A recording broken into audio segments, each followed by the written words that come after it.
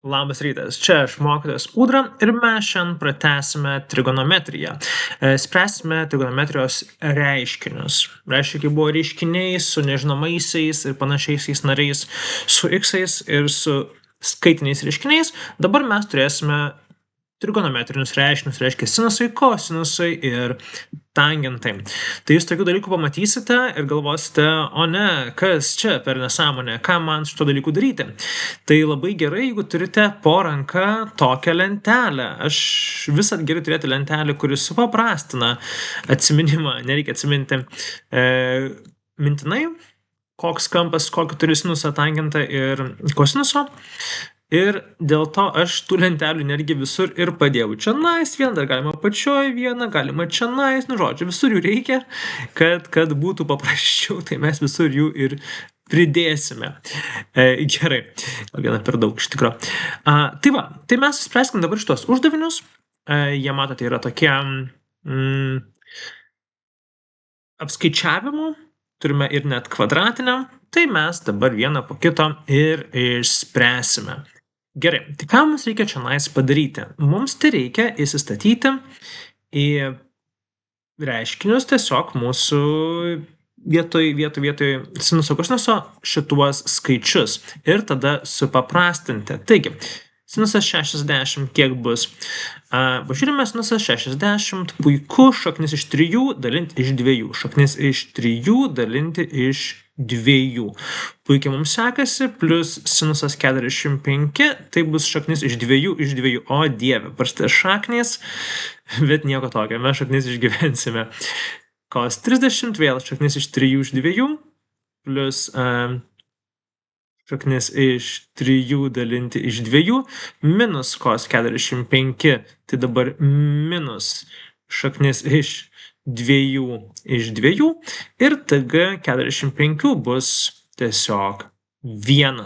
Dabar mes galim sutraukti panašiuosius narius, pažiūrėti, kas atsiema, tai va čia mes atimsime, pliusas ir minusas, čia susideda, tai čia tinka įdomus dalykas. Va, sudėkime šituos, gausime 2 kartus, tai bus 2 šaknis iš 3 iš 2 plus 1, tas mūsų vienetas niekur nedingsta.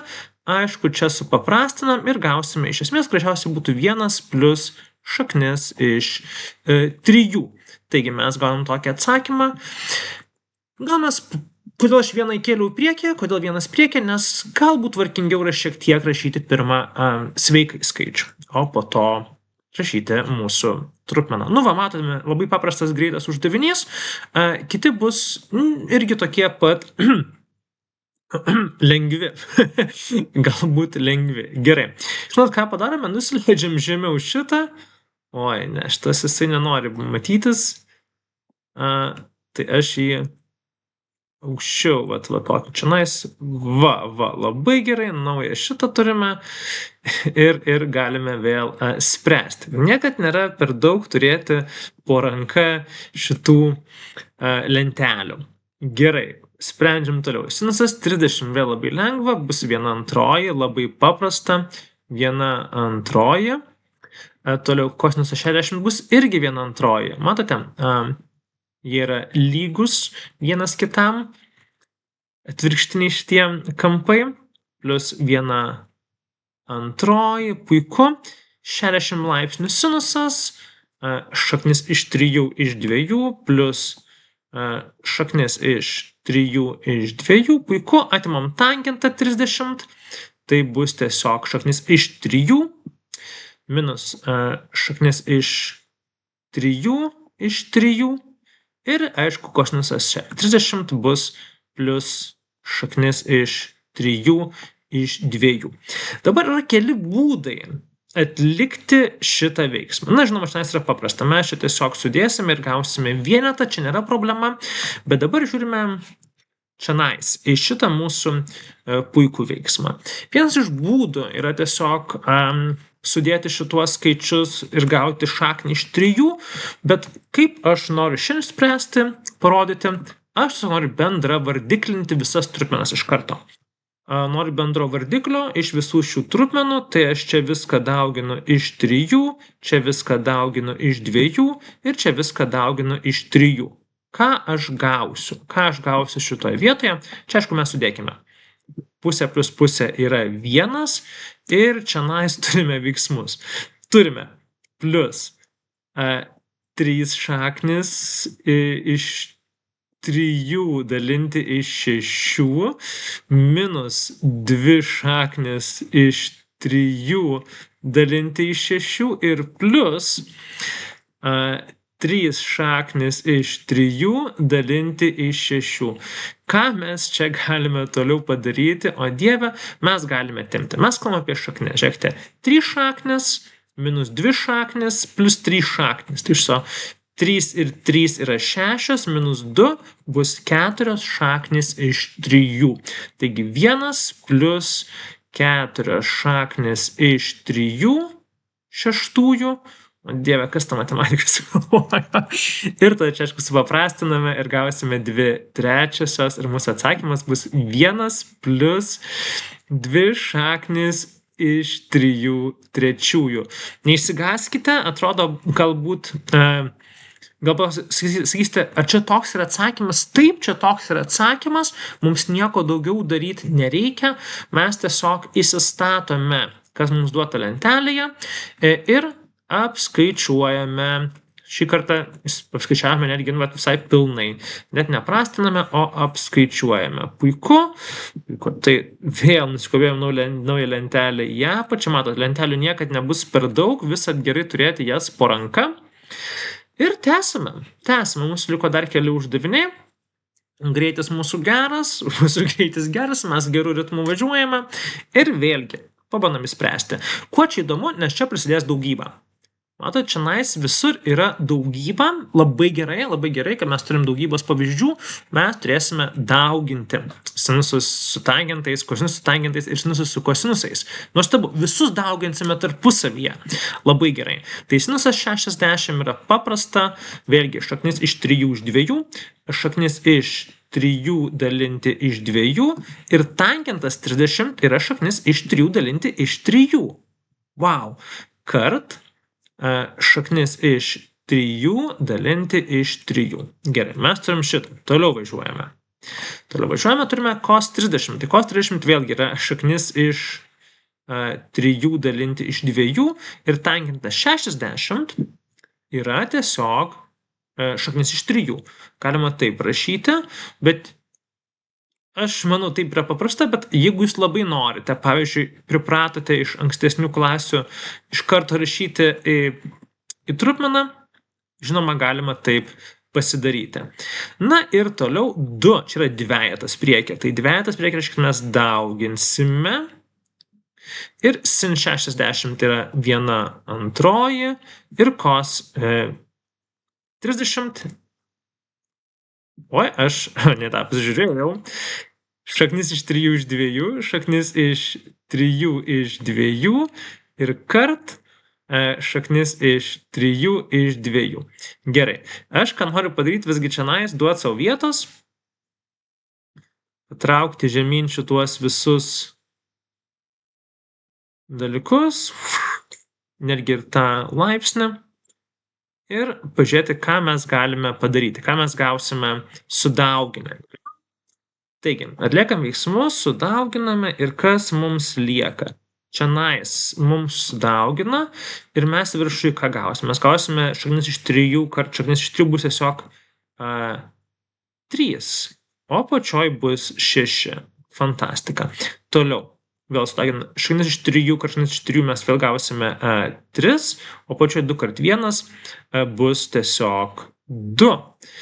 Ir pačiam gale mes turime plus, vėlgi, galim tą dvejetą rašyti, mes tarsi dauginam dvejetą ir 3 kart 3 bus šaknis iš 3, kad šaknis iš 3 bus 3, o pačioj bus 4. Na va, mes viską atskleidžiam, čionais gausime pusę, arba 1/2, kaip jums paprasčiau, gal pusę. Matau, kad gausim pilnus skaičius, plus 1/2, fantastika. Ir čionais irgi 6 dalinti, nes 2 kart 3 yra 6, 6 dalinti iš 4 bus vėl 1/2. Ir mes tiesiog atlikę veiksmus gausime 3 su puse. Taip. Wow, šitas buvo visai įdomus. Vėlgi, neišsigąskite daugybos, sudauginkite ir supaprastinkite. Galite šitą pasižiūrėti. Važiuojam toliau ir mūsų D ir E. Ką aš darysiu, aš įsikelsiu vėl mūsų formulyną ir važiuojame. Taip, turėkime visą laiką po ranka, sakau, visada labai gerai turėti šituos lenteles. Gerai, ką mes čia turime? Vėl turėsime, matome, daugybas ir skaičius, nieko čia ypatingo, turime daug daugybų. Tai vėlgi, rašome ketvirtas pradžioje, sin 60, vėlgi labai panašu, mes turim kažką panašaus. Tai šaknis iš 3 iš 2 kart šaknis iš 3 iš 2. Galbūt netgi norite čia ir skaičiuoti jau iš karto, kiek gausime, nes matot paprasta, čia yra 4, čia 2 kart 2, tai apačia išsipanastins, viršui liks tiesiog trejetas, nes mes sudauginsime, bet ateis laikas tą ir padarysime. Taigi toliau vėl ketvirtas ir cos 60 ir sin 30. Labai paprasta, po pusę, čia pusę ir čia pusę. Vėl dauginsime, vėl viskas gražiai bus išprastinta. Ir čia vėl sudėtis TG 30 ir TG 60. Taigi TG 30 bus tiesiog šaknis iš 3 dalinti iš 3 ir tangentas 60 bus šaknis iš 3. Galim tiesiog taip rašyti, arba jeigu norit į trupmeną susidėti ir taip toliau. Taigi, čia yra labai paprasta iš tikro, aš vis tiek parodysiu nuosekliai, bet mes gana galim tvarkingai viską jau supaprastinti. Turim tokią mūsų reiškinį, tai yra reiškinys beje, ir mes turime su trigonometrija, ir čia yra jau gana paprasta. Žiūrėkime, aš galiu vis tiek atlikti, jeigu norite, daugybą, parodyti, kas įvyksta, bet iš esmės mes tą ketvirtą galim kelti viršų, šaknis iš 3 kart šaknis iš 3 mes iškeliam šaknies trejetą, nes jeigu dauginam tą patį skaičių iš to paties šaknyje, tiesiog šaknis dingsta, nes šaknis yra atvirkščiai kvadratui, o dauginimas skaičių iš savęs yra kelimas į jo kvadratu, tai reiškia šaknis ir kvadratas vienas kitą neutralizuoja, tai dėl to dingsta šaknies ženklas. Ir 2 kart 2 apačioje bus ketvirtas, mes po to viską labai gražiai supaprastinsime. Galim iš karto tai dabar daryti, bet aš tik parodžiau, kas įvyksta. Toliau čia irgi paprasta, 4 kart 1 antroji, 1 antroji, mes to galim parašyti, viršų yra 4, nes šitas ketvirtas keliauja į viršų ir apačioje 2 kart 2 bus tiesiog 4. Tai matom, suprastinsime į vienetą. Ir aišku, šitas yra smagus, šaknis iš 3 kart šaknis iš 3, lygiai tas pats, kas buvo prieš tai, tiesiog gausime trejetą viršuje ir trejetas apačioje lieka. Na va, viską supaprastiname, čia gausim tiesiog išsiprastina ketvirtai, gausime 3 plus 1 plus 1 bus tiesiog 5. Na va, ir mes jau įveikėme didžiąją dalį trupmeninių reiškinių, liko paskutinis su kvadratais ir neišsigąskit, čia yra netgi labai lengva. Kodėl labai lengva, sakau, nes jūs tą mokėtės pernai. Tai nėra kažkas sunkiau negu buvo pernai. Mes turime greitosios daugybos formulę. Greitosios daugybos formulę labai gerai, ką mes gausim atskliaudę. Aš netgi nerašysiu čia visko. Taip, čia sin šitas.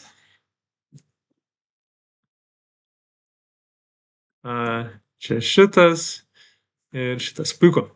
Čia bus dabar... Ką mes gausime? Mes gausime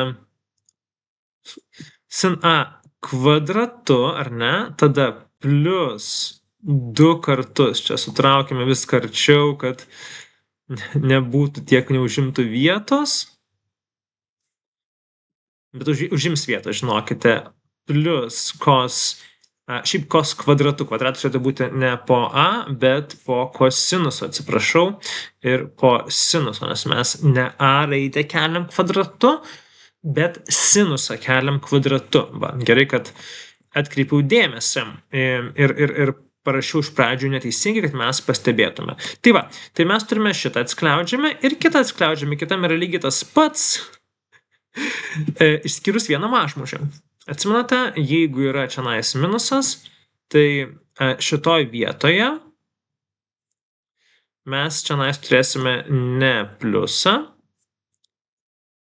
o minusą. Gerai?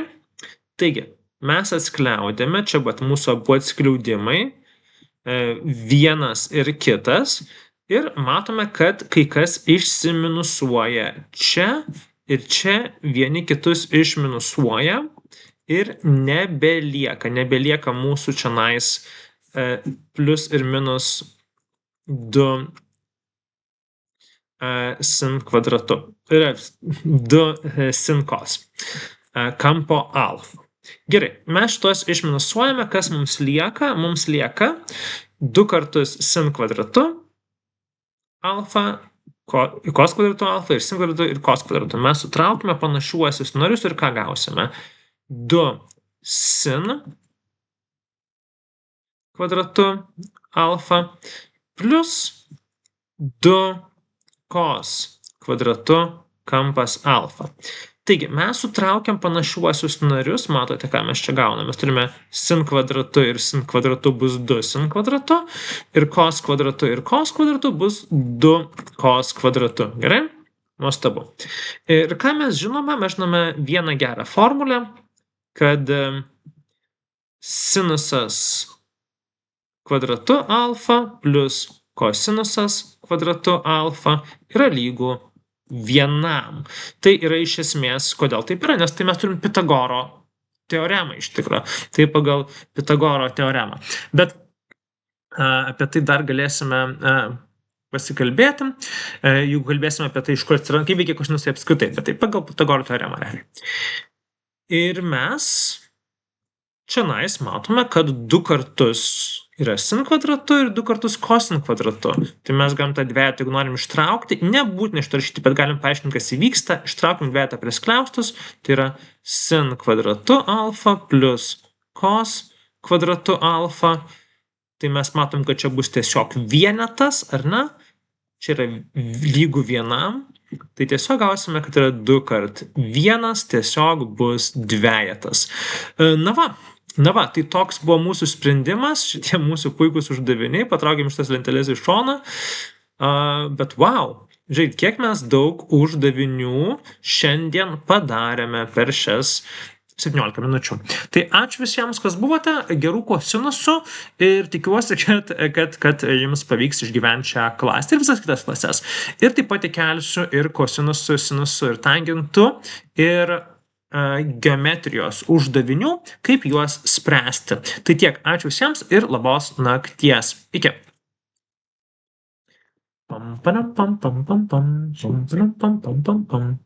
Čia foninė muzikėlė jau tokia.